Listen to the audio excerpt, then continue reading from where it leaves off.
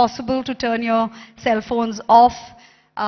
He will be talking to us about development in Andhra Pradesh. There is a very special milestone launch that all of you can look forward to today. So it's a brief program, a very focused program for all the entrepreneurs. On behalf of the Honorable Chief Minister is accompanied by some ministers, MLAs, MLCs and MPs. Some of the ministers are Srimati Vidala Rajani Garu, Honorable Minister for Health and Family Welfare District in charge, Sri Adimulapu Suresh Garu, Honorable MAUD Minister, Sri YV Subbareddy Garu, Honorable ex-MP and TTD Chairman, Sri Karnam Dharmasri Garu, Honorable Whip, Sri Botsa Satyanarayana Garu, Honorable Education Minister, Srimati Golagani Harivenkata Kumari Garu, Honorable Mayor of Vishakhapatnam. These are the ministers accompanying the Chief Minister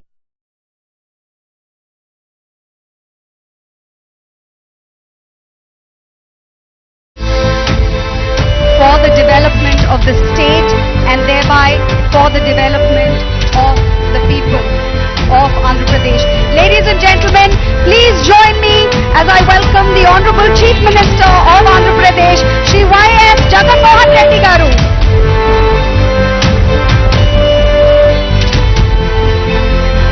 Thank you very much, sir, for joining us. On behalf of the people of Andhra Pradesh and on behalf of all the industrialists, the industry leaders, business leaders and entrepreneurs who are gathered here today, I would like to thank you for creating an atmosphere for both development and dialogue, of which was born the Development Dialogue of Andhra Pradesh 2024. May I request you, sir, to please engage with the audience and tell them more about this initiative in your own words.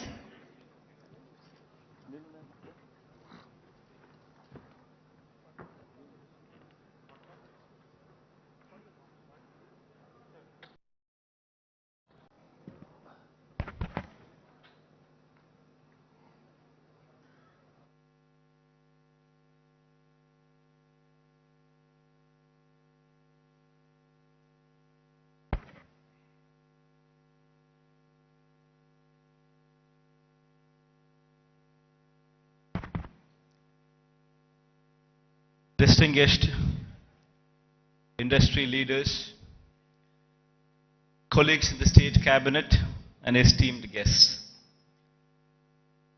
I think koncham Telugu, koncham English, I think I'll go together. Target audience is just not some of the people present here. But I'd like to take this message all across the state of Andhra Pradesh. So a little bit of a mix and balance between English and Telugu would be the pitch that I would be taking. I'm happy to welcome you all to the Vision Vishaka program. In fact, today all of us are gathered here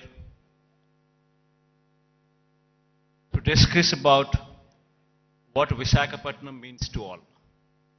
Why does the state need Visakhapatnam? It's indeed a fact. Post bifurcation, the successor state, that is the current state of Andhra Pradesh, has rendered a more an agrarian one. In fact, if one were to compare the figures of what the average contribution of primary sector into GSDP were to be at the national level when compared to the agriculture sector, we would come across a figure of 17 to 18% at the national level. Whereas when it comes to our state, we're talking about a figure of 35%. On one side, it is a projection that we are an agrarian state. But on the other side, it poses a challenge that no state can survive with these numbers until and unless the secondary and the tertiary sectors grow. And the contribution of the primary sector, that the agriculture sector, comes down. That means the growth should take place in such a way that the secondary sector and the tertiary sector continues to grow in a much faster pace than the agriculture sector. Only then we would be in a position to address the challenges that are posed. Only then you would see better growth rates. Only then you would see a situation where you can talk about economic boost. In fact, so much so is the challenge posed by the bifurcation that, in fact, we have lost out on Hyderabad. Now, why is it that Hyderabad is so very important to us? And why is it that we losing Hyderabad has an impact on the state? Every state, for it to progress, you need to have an economic engine. And that economic engine, for decades, to our erstwhile state, was Hyderabad. In fact, to give a perspective, the central government those days used the public sector as the main vehicle to stimulate economic growth.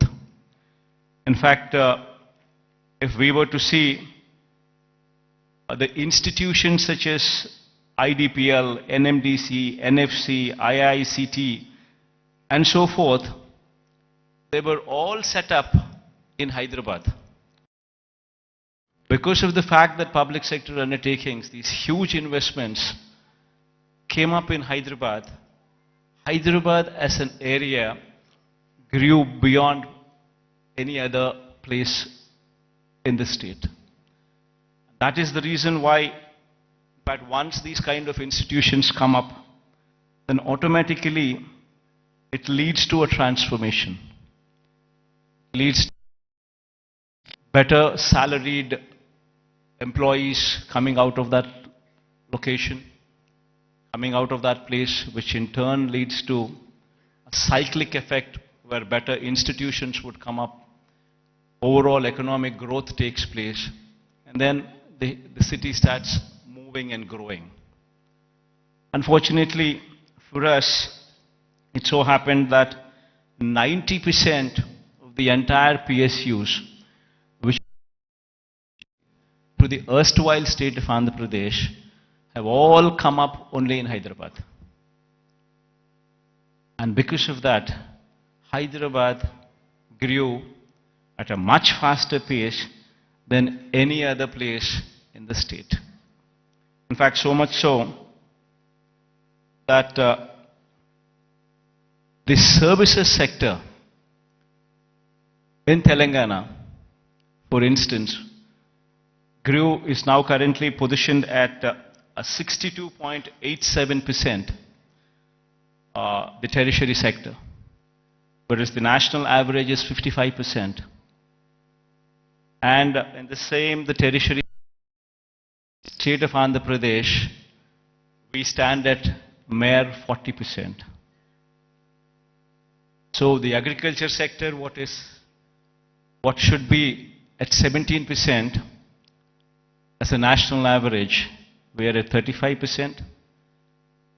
The services sector, which is the tertiary sector, which should have actually been at 55%, which is the national average, we are at 40%, whereas Telangana is at 62.87% of the state's GSDP comes from just the services sector, that is the tertiary sector, and predominantly from Hyderabad. So until and unless you have a similar kind of situation, the Andhra Pradesh's economy, we will never see the services, the rise of the services sector. It's only the manufacturing sector that is, we are on par with the national average, which is 25%, which is the secondary sector.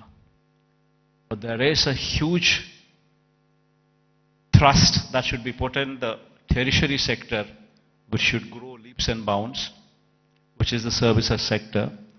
And our dependence on agriculture gradually should come down, per se not meaning to say that the growth should come down. The growth in agriculture sector is per se not much. You do not see the kind of numbers what you see in the services sector. So it's very important for any particular state to grow. It's very important that the secondary sector, that is the services sector, that is the tertiary sector, should grow leaps and bounds. In fact, owing to this reason, the per capita income of Andhra Pradesh, if one were to compare with Telangana, is only 2,19,518. When compared to the figures of those in Telangana, you would see 3,12,398 for the year 2022. This is the per capita income. Predominantly it is coming from Hyderabad. The reason why I'm saying this is, we would have to have a balanced growth. We would have to harness the strengths that we have. We have a huge coastline of our second largest coastline, in fact, in the country. 974 kilometers of coastline. Now, this is one potential that we need to harness to ensure that we have an economy which is port-led economy, which would support the manufacturing side. While we support the manufacturing side through port-led development, developing our 974-kilometer coastline with various nodes, industrial nodes coming up closer to the ports. While we do so, we also need to strengthen our services sector, developing Visakhapatnam, developing Vizag. It's got to be a mix of both. Only then we would see this kind of growth rate.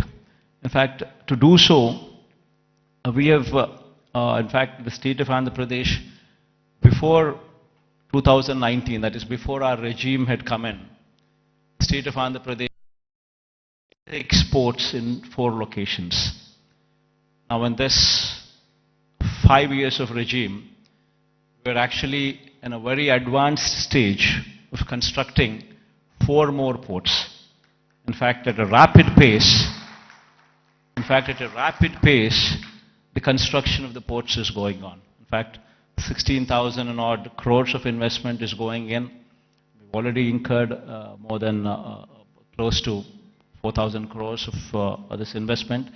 And Ramayapatnam is one particular port where, in fact, my people are saying that going forward next month, you would actually see a ship coming into the port. So much so. In progress, one can also see if one were to visit these ports, be it Ramayapatnam port, which is going at a massive pace, be it the Machilipatnam port, which is also progressing at a very, very brisk pace. So is the progress in Kakinada also. It's a private port though, Kakinada being. And then the Mulapeta port coming up in Srikakulam is also moving at a very, very brisk pace. So 3 of them are coming up in government sector, 1 of them is coming up in the private sector. All 4 are moving in a very, very brisk pace. So what we're currently doing is developing what we had 6 ports earlier in 4 locations. We're developing. And then we're building 10 fishing harbors to support blue economy. We now currently have every 50 kilometers one travels through the coast. Every 50 kilometers you would either see a fishing harbor which is being constructed, or a port which is in existence, or one being constructed. So every 50 kilometers per se you actually have a booster for the economy currently in the state available. We're also building 6 fish landing centers as well. And then there is a lot of focus on greenfield electronics manufacturing cluster, development of nodes which is taking place. This greenfield electronics manufacturing cluster is coming up at Koparthi and YSR district, and industrial parks in Achutapuram, Orvakallu and Krishnapatnam. These are all several steps to ensure the development is more balanced across the state. In fact, as I've said, as I've been speaking, such is the proactive nature of the government, and such is the conducive business-friendly environment prevalent in the state, that consistently for the past 3 years, in the category of ease of doing business, the state is rated #1. This is one major achievement that the state can boast about, trying to showcase that we per se are very friendly to industrialists. Now, having said that, it has attracted almost 13 lakh crores in the Global Investors Summit, which we concluded last year. 352 MOUs were signed, an employment potential of close to 6 lakhs. And at a brisk pace, these MOUs are being translated into reality. In fact, out of 352 MOUs that we have actually signed, in fact, 39% of these MOUs have actually translated into actual commissioning of the plants. So at a brisk pace, these things are happening, and we have also been, the economy per se, if one were to look at it, just doesn't come with only the elite or the aloof or the big manufacturing sector alone coming up. It's got to be a mix of everything.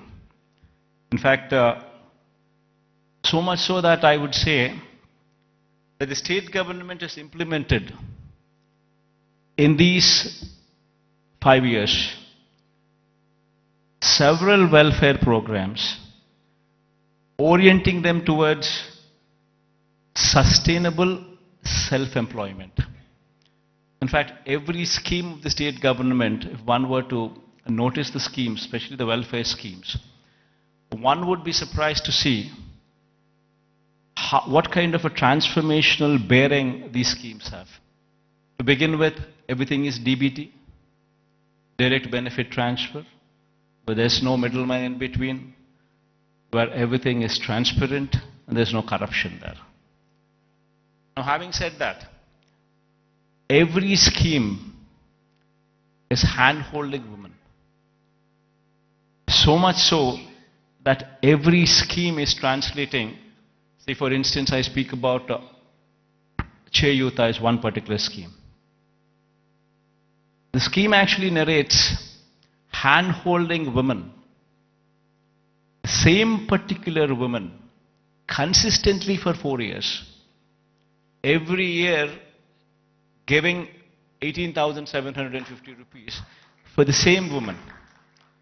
So in 4 years' time, you actually handhold the same woman, giving every year 18,750 to the same women. While we are doing that, we ensured that there is a bank tie-up also coming into picture. We've also ensured that big companies, starting from Amul to ITC, to Reliance, to Procter & Gamble, to such kind of big companies also partnering with these women in sharing opportunities, in showing them livelihood opportunities.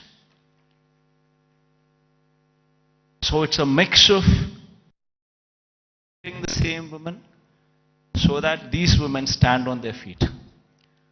Likewise, if one were to see every scheme that the state government has been undertaking in these 5 years, every scheme is a combination of livelihood opportunities, either provided to strengthen the current existing livelihood opportunities or to create new ones.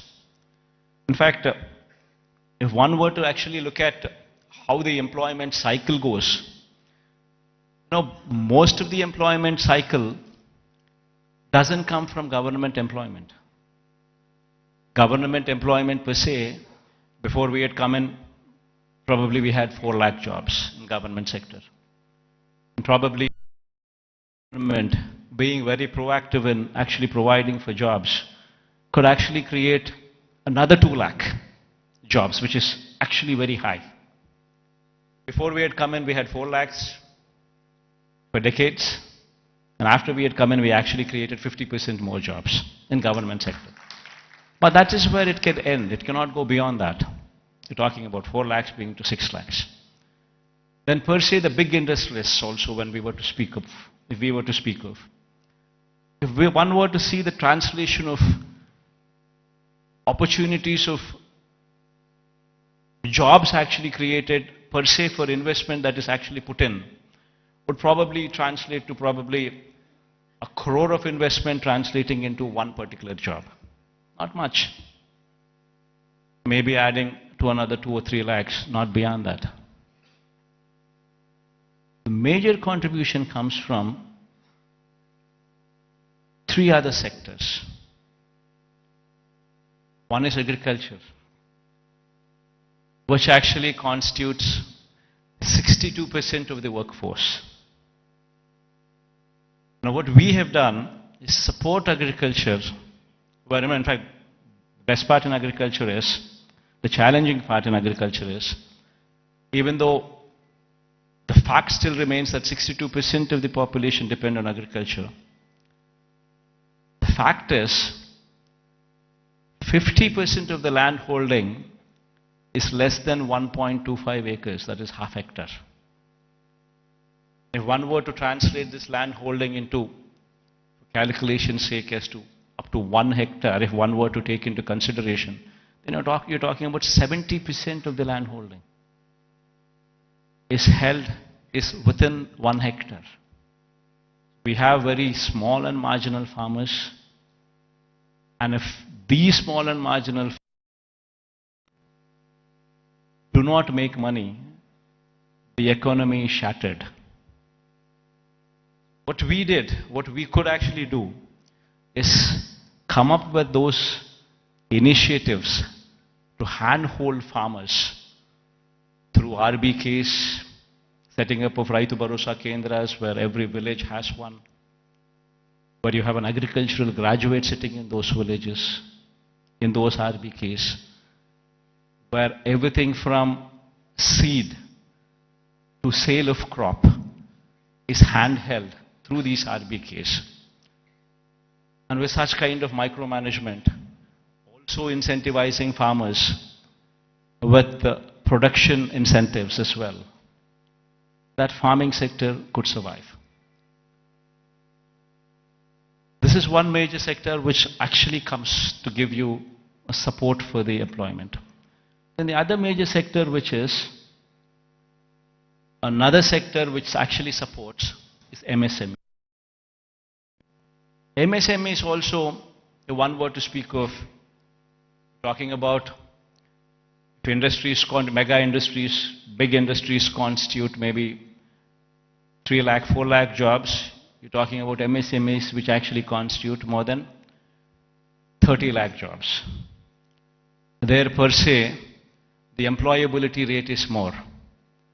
Every MSME is small, but yet employs more number of people when conversion ratio takes place from investment perspective.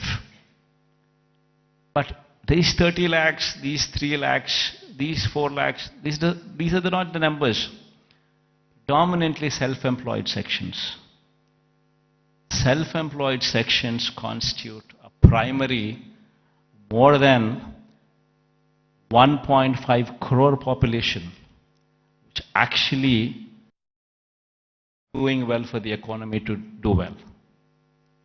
And through various schemes, various platforms, we've ensured that these self-employed sections are handheld, given support through various schemes. You know, I'll give you an example. Before we had come in, we were talking about self-help groups, which actually constitute more than 1 crore of women.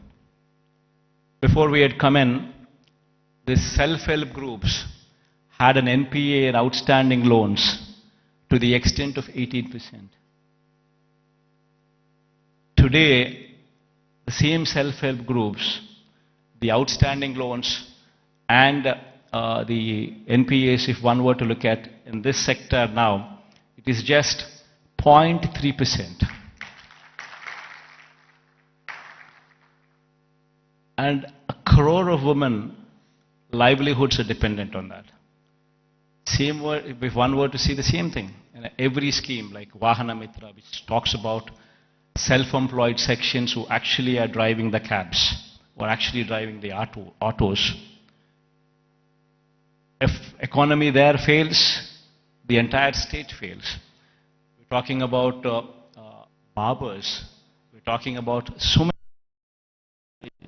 sections running into lakhs and together running into crores, which actually have been supported so as to render phenomenal growth rate. In fact, when we had come in 2018-19, our state was figuring probably the least among the states in growth rate, in GSDP growth rates.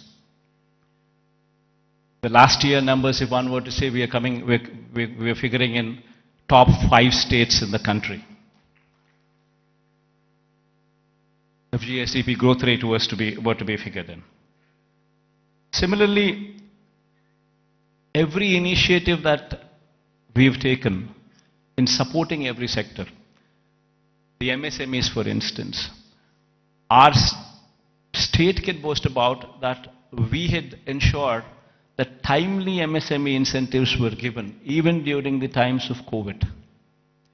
That actually protected the MSME sector, so much so that today the kind of growth that we have seen in MSE sectors was so unprecedented in the state of Andhra Pradesh. In fact, the reasons have resulted in the state's manufacturing GVA, when viewed as a percentage of India's manufacturing GVA, increasing to 4% during 2019 to 24 from the corresponding figure of 2.9% during 2014 to 19. That was the previous regime. That is the kind of GVA contribution. State's manufacturing GVA to a percentage of India's manufacturing GVA, if one were to compare. We're actually contributing 4% now versus in the previous regime, contributing to only 2.9% in those days. As I've said, the state's services sector contributes to only 40% of the state's GVA when compared to the national average of 55% and when compared to Telangana's state's average of 63%. Now, this is a position that was occasioned by the state's bifurcation that has deprived Andhra Pradesh of Hyderabad city and the economic benefits associated with it. Now, how do we bring about a change that would actually help boost the state's economy. Now, what do we do about Vizag? Now, how do we boost Vizag's growth story so that ultimately we come across a situation where at least 10 years down the line, starting today, at least we compete with Hyderabad, or we compete with Bangalore, or we compete with Chennai.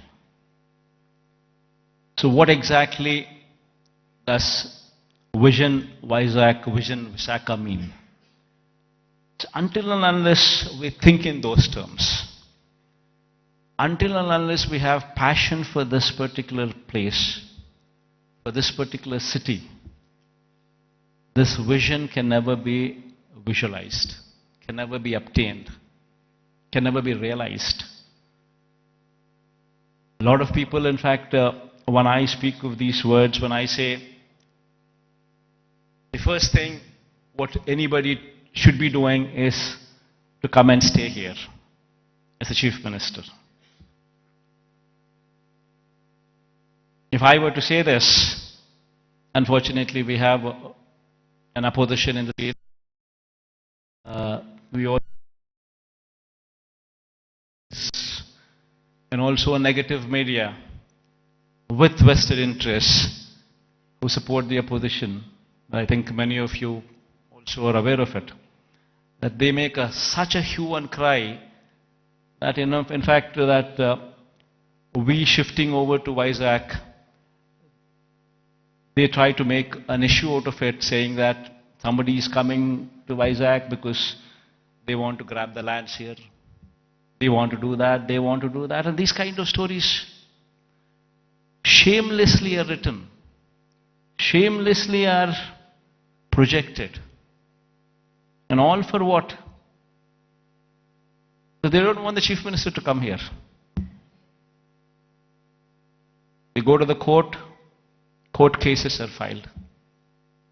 All for what? They don't want chief ministers to come here. Now why? Because if the chief minister comes here, will grow. Because there's ownership which is going to come for this area. There will be a christening of the city as executive capital.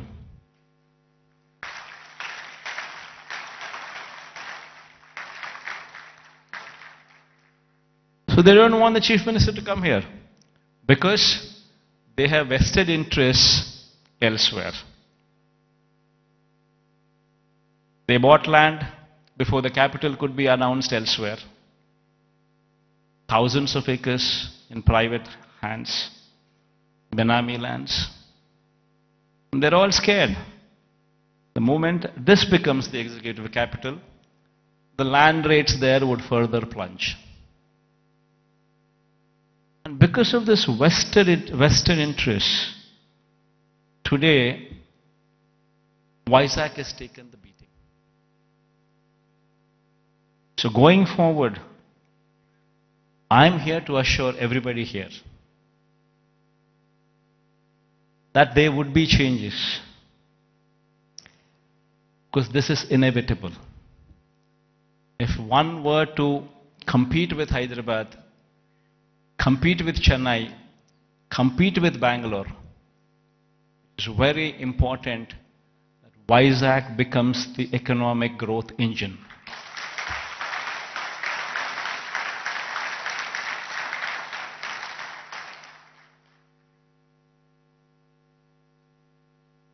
That is, in fact, if I were to have any vested interest, probably I would be speaking about Kadapa.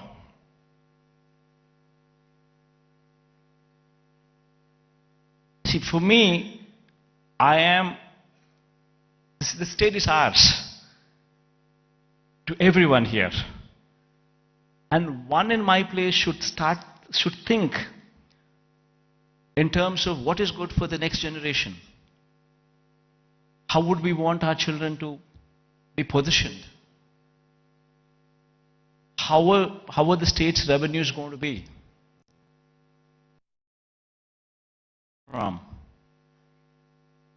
And how exactly can we boost these revenues to support the growth?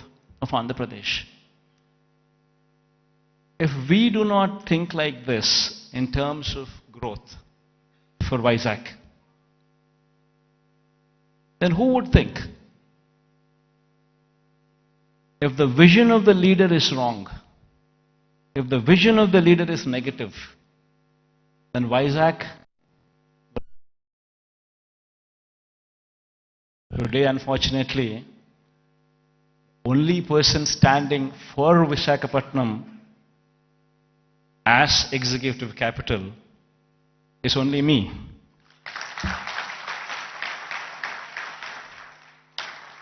Unfortunately, this is the reality. Fighting against the entire opposition, fighting against vested interests of the media,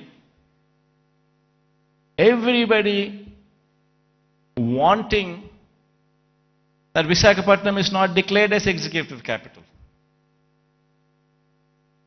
This is the reality. Everybody should keep this in mind, understand this reality. Now moving further, Vizag would have to develop. I am assuring you, cases going on, we have so many people trying to oppose everything. But I am assuring you, post-election, my stay would be in Vizag.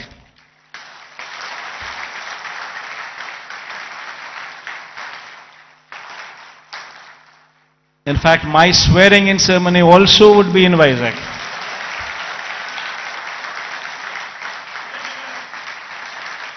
This is my commitment to Vizag. And now, what is the vision for Vizag? See, we need to have 10-year vision. We would have to own this city, christen the city as executive capital, become part of the city, and have a 10-year vision. You know, we need to have a roadmap which is workable, which is doable. It cannot be a roadmap where we just dream big but yet achieve nothing, because it is impractical. Not so. We need to have a practical solution, we need to have a practical approach, and we need to have a vision which is realizable in 10 years' time. Of course, this vision is one vision which cannot be alone done by the state government. It would have to be the state government, it would have to be the central government, it would have to be a PPP model, it would have to be encouraging private people also to become part of the vision. All these people become part of this vision, only then we can realize Vizag is the next competitor in a decade's time to Hyderabad, Bangalore or Chennai. In fact, why I was opposed to the idea of having Amaravati as a capital. There is nothing against it.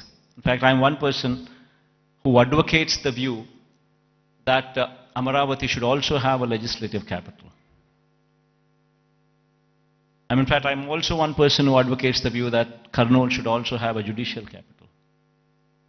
Nothing against it. But then, the fact of the matter is, Amaravati is on a virgin land.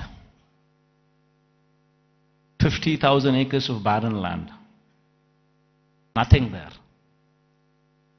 And according to them, just to provide for the basic infrastructure, that is these roads, the water, electricity, and these kind of basic infrastructure alone, according to their own calculations, with the DPR that they have produced, costs almost 2 crores per acre, which is on a 50,000 acres of barren land. If one were to just lay these basic infrastructure requirements put in place, we're talking about 1 lakh investments, 1 lakh crores of money, which would have to be put in before any buildings could come up or before we could talk about anything else other than the basic roads or the basic electricity or the basic water or the basic stuff.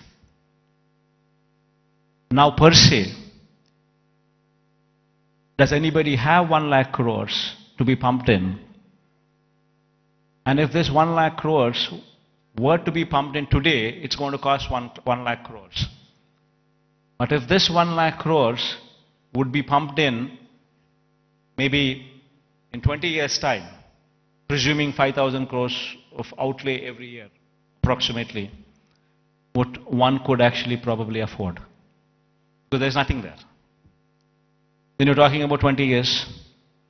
Then in 20 years' time, 1 lakh crore probably would become 7, 8 lakhs or 10 lakh crores. The expenditure what you thought about as 1 lakh crores today, in 20 years would actually be 10 lakhs, 15 lakhs. Probably the net present value calculations of probably 1 lakh crores 20 years down the line would probably be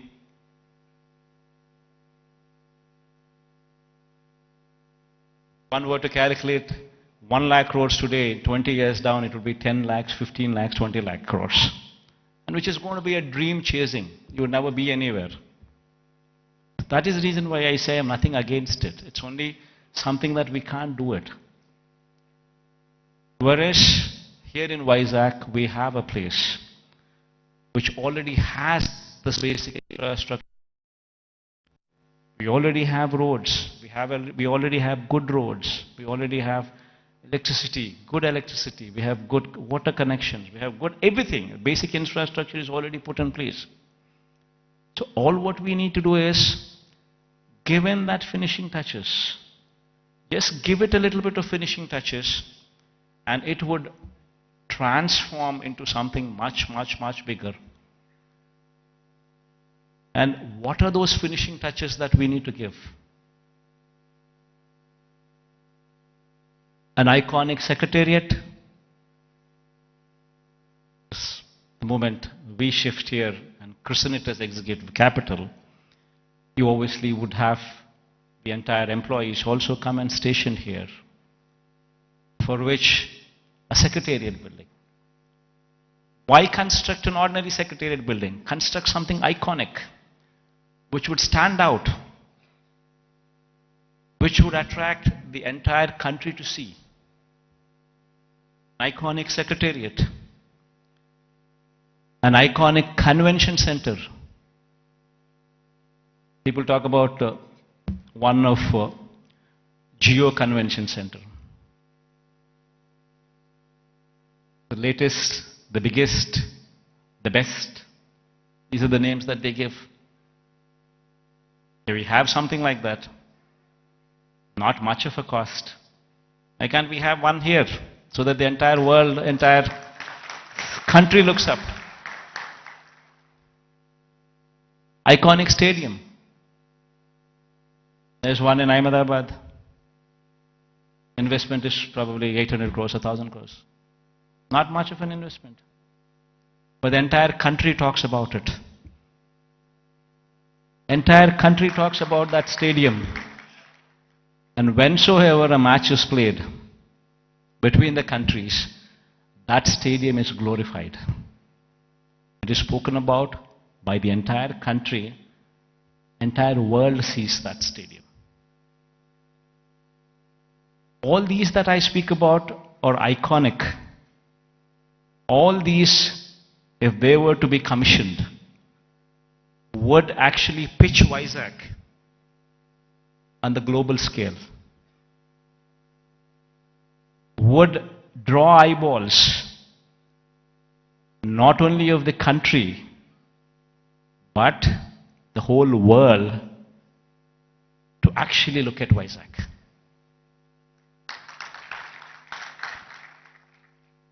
What we have envisioned for Vizag, iconic secretariat, iconic convention center, iconic stadium, Institute of Emerging Technologies. One beautiful institute wherein the talent for any emerging technologies is tutored here. If our students could be given that kind of skills, tutored here, this would be positioned as something else. We have the Bhogapuram International Airport coming up. At a very brisk pace, the work is happening. And within the next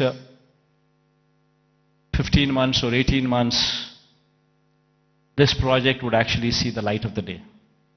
It's moving at a very brisk pace.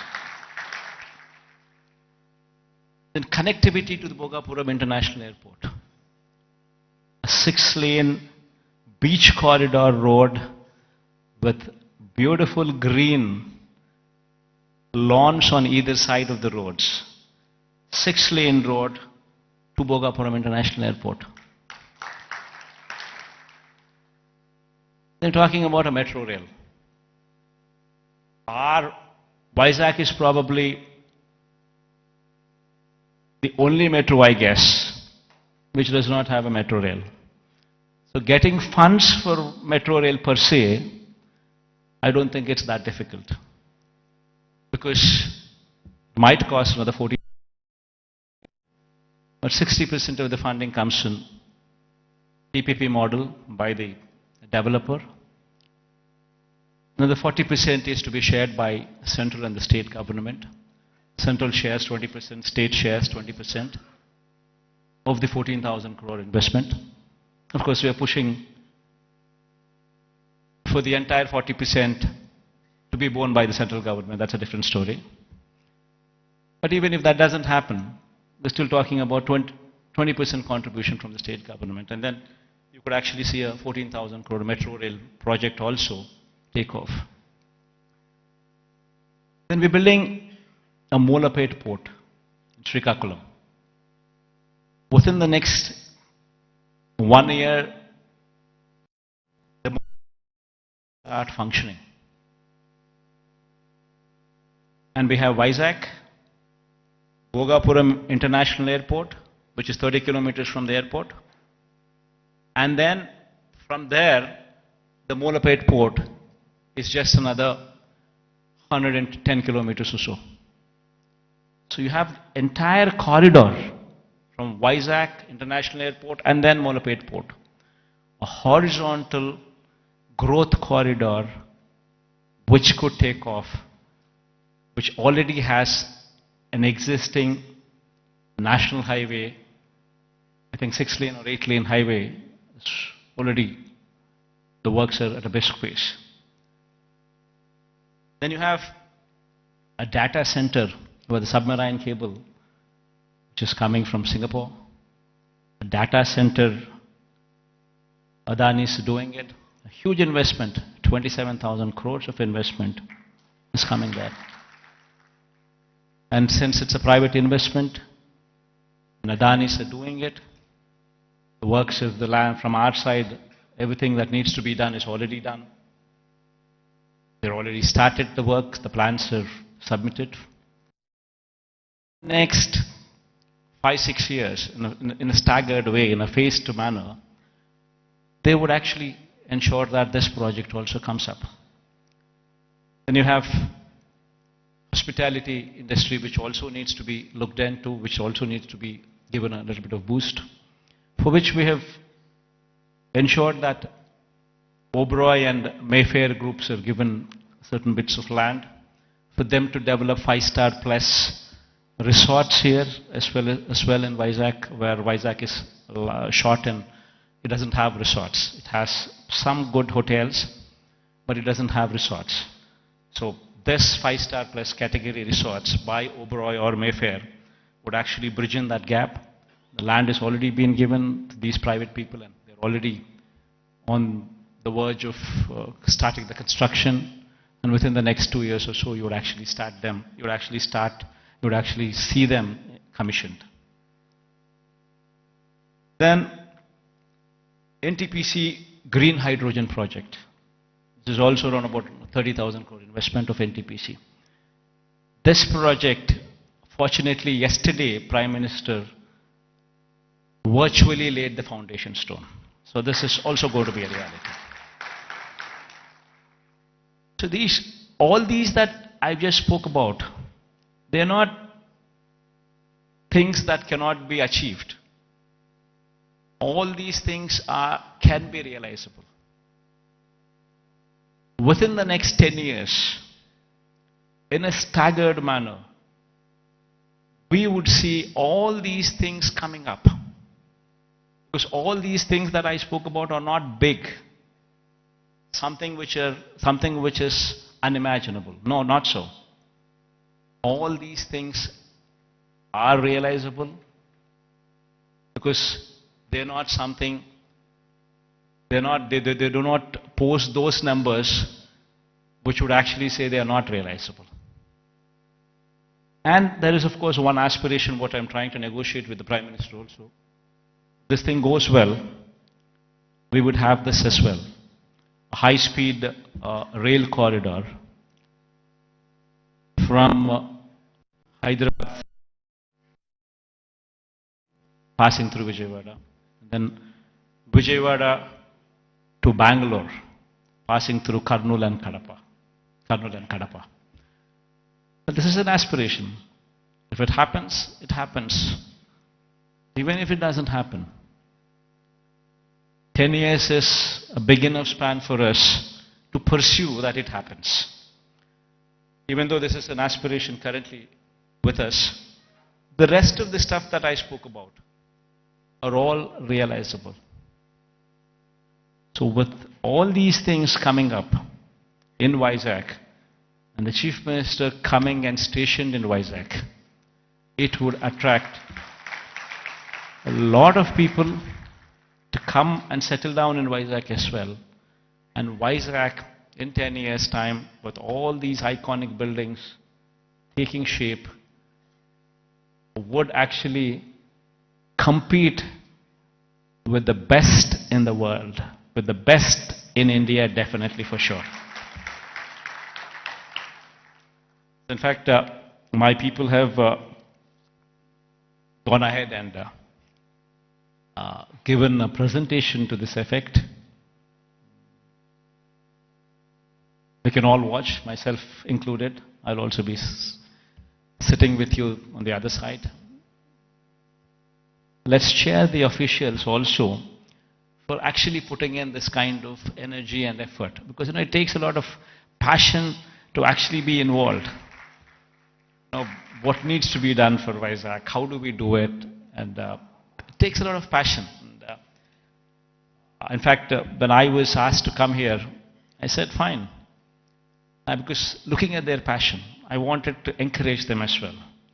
And I also wanted to give a kind of confidence to the people of Vizag in particular, that yes, Vizag, in spite of all the difficulties and hurdles that were posed, we will prevail, we will survive, and we will bounce back, is what the final message would be. Thank you all for this patient hearing. I hope that we all share this dream and it will be realized at the earliest. Because I can't repeat the whole thing in Telugu. I tried, but then I thought again I'll deviate. Maybe some other occasion in Telugu. Maybe some other occasion in Telugu I would do so.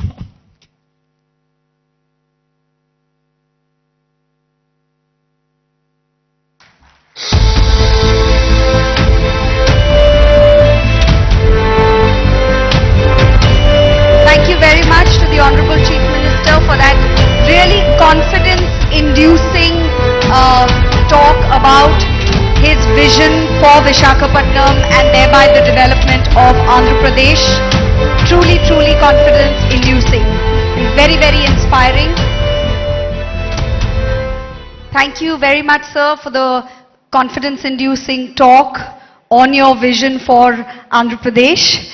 And thank you for joining the audience. It's a privilege for all of us that you will be watching the AV with them. I would now like to call upon Sri Lakshmi ma'am, Special Chief Secretary, Department of Municipal Administration and Urban Development, Government of Andhra Pradesh, to please come on to the dais and make the big announcement of the day and launch the AV.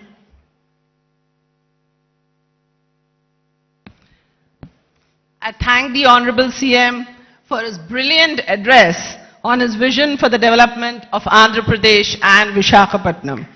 As part of the development roadmap of the state, we now present the development plan for the next 5 years for Visakhapatnam and its hinterland, a magnificent film titled Vision Vishaka.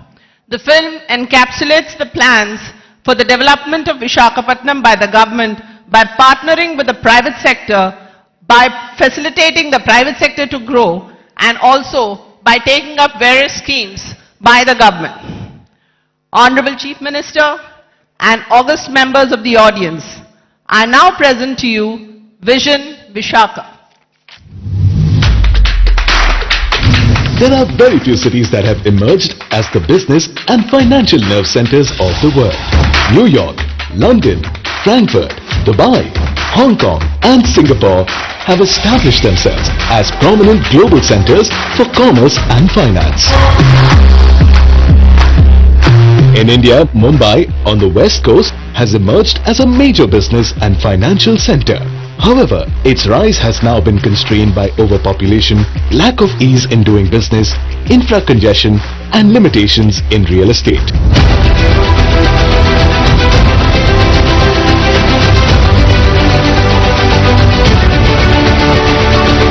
Located on the east coast of Andhra Pradesh, Visakhapatnam now holds the potential to compete with some of the best cities in the world in developing, innovation and natural scenic wonders.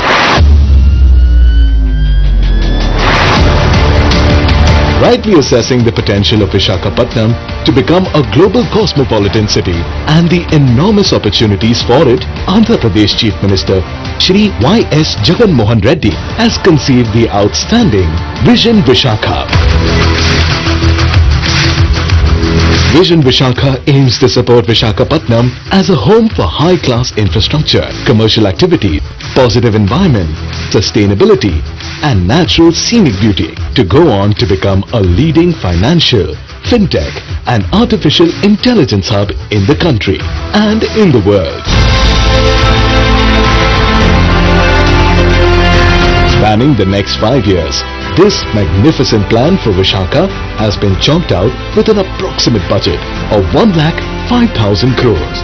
The vision recognizes that the future of Visakhapatnam is predominantly linked to major sectors such as industry, port, trade, tourism, health, knowledge, circular and resilient economy and an aerotropolis.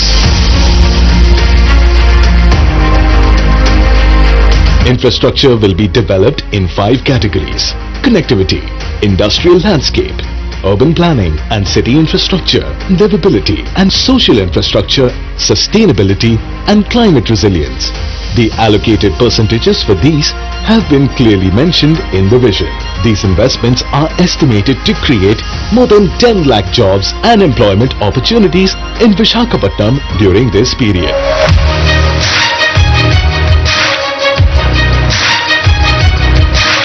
Connectivity infrastructure projects in relation to national highways include 12 flyovers, 6-lane beach corridor, 6-lane road from Sabavaram to Sheelanagar and road construction projects from Sheelanagar to Visakhapatnam port.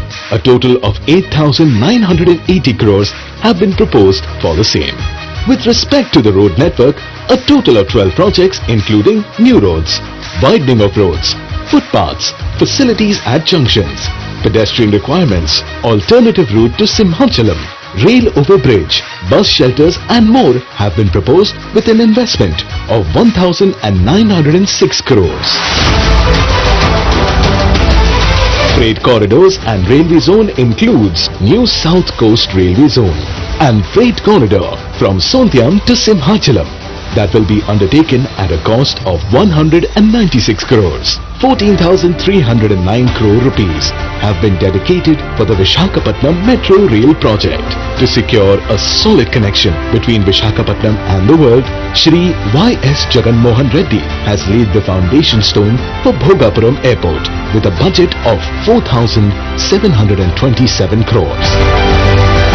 A total of 33,080 crores have been allocated for over 30 projects in Vizag region, including 20,225 crores for the establishment of NTPC Hydrogen Park.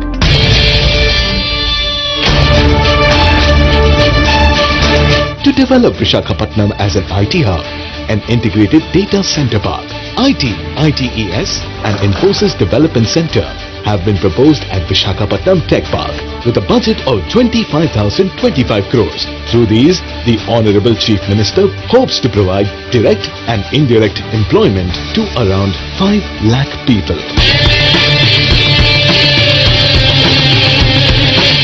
Foreseeing the need for uninterrupted power supply to attract investments, Shri Y.S. Jagan Reddy allocated 3,166 crores for various electricity projects in Vishaka Vision. In relation to urban planning and infrastructure of the city, investments of 975 crores are dedicated for fresh water supply projects. 1,550 crores have been proposed for an underground drainage project and 153 crores are allocated for the development of stormwater drains in the city.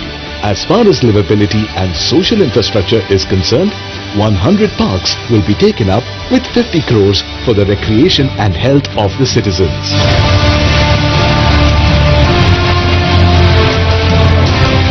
$150 lakes will be developed in a phased manner in the city with a sum of 250 crores. Regarding sports facilities, 7 stadiums will be developed with a budget of 169 crores. Along with demonstrating his commitment towards encouraging sports through the one-of-a-kind statewide Adudam Andhra program, Shri Y.S. Jagan Reddy has proposed an international cricket stadium with a whopping budget of 300 crores in this Vishaka vision in order to place Vishakhapatnam on the sports map of the world. DMRDA projects include a natural history park, museum and research institute with 108 crores, a convention center with 220 crores, an urban entertainment zone with 40 crores and Siripuram multi-level car park with 87 crores. About 150,000 houses worth 4,039 crores are being constructed through Jagananna colonies and TIDCO houses for the construction of affordable houses for the common citizens.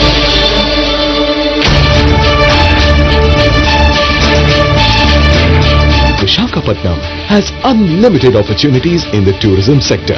With more than 30 beaches to attract tourists, there is no area better than Vishakhapatnam for tourist development. Vishakhapatnam owns tourist attractions that are proposed to be developed with around 1,500 crores. Apart from that, major star hotels like Oberoi, Mayfair will also be facilitated to attract global tourists to the city.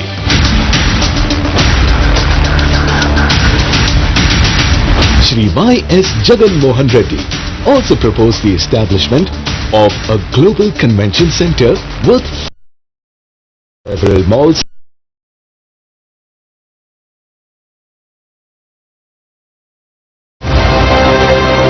under the infrastructure for Eco Vizag, Clean Energy. 178.22 crores have been proposed for the development of Nagar Vanalu, Mudassarlova and Meghadrigadda floating solar plants, 2- and 3-wheeler electric transport projects. Chief Minister Y.S. Jagan Reddy's impeccable foresight resulted in a magnificent mission to develop Vishakhapatnam into a global city with spellbinding amenities. A successful realization of this vision is destined to make this city of destiny a remarkable cosmopolitan center in no time.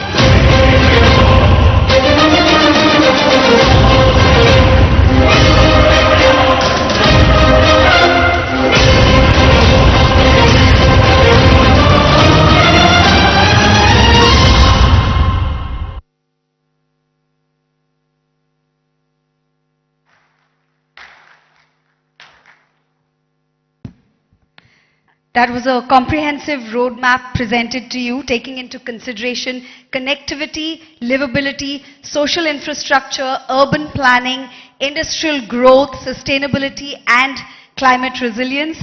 The Honorable Chief Minister of Andhra Pradesh, Shri Y.S. Jagan Reddy Garu, is well on his way to achieving Vision Vishakha and many other such projects for other cities of the state as well. He has already unveiled projects worth more than 1,500 crores, as you saw in the audiovisual presentation. To serve as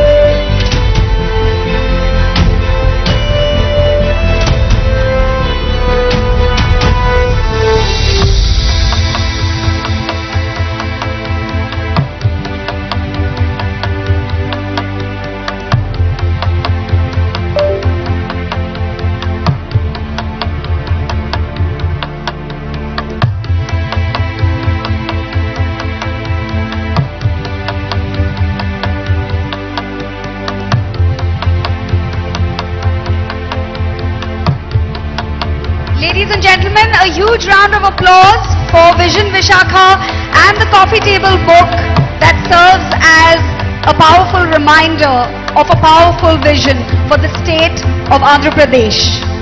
Under the able leadership of the Honorable Chief Minister, Shri Y.S. Jagan Reddy Garu.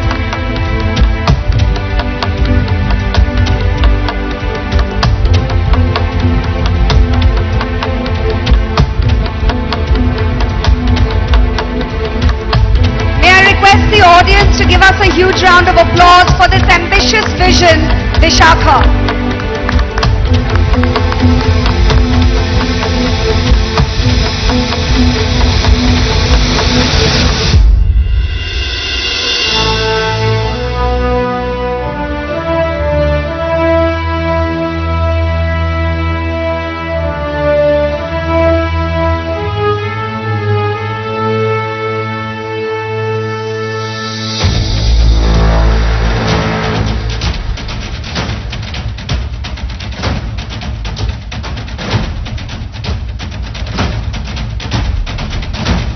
Thank you so much, sir, for inducing this audience with your confidence, your passion for your vision, Vishakha.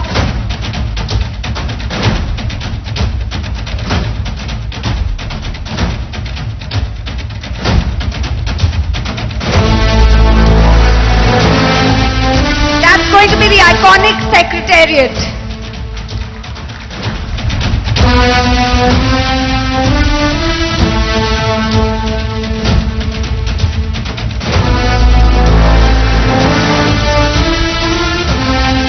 The iconic secretariat that will lure the eyes not only of the entire country but also of the entire world, as shared in Vision Vishakha by the very driven, young, dynamic leader of Andhra Pradesh, the Honorable Chief Minister Shri Y.S. Jagan Reddy Garu.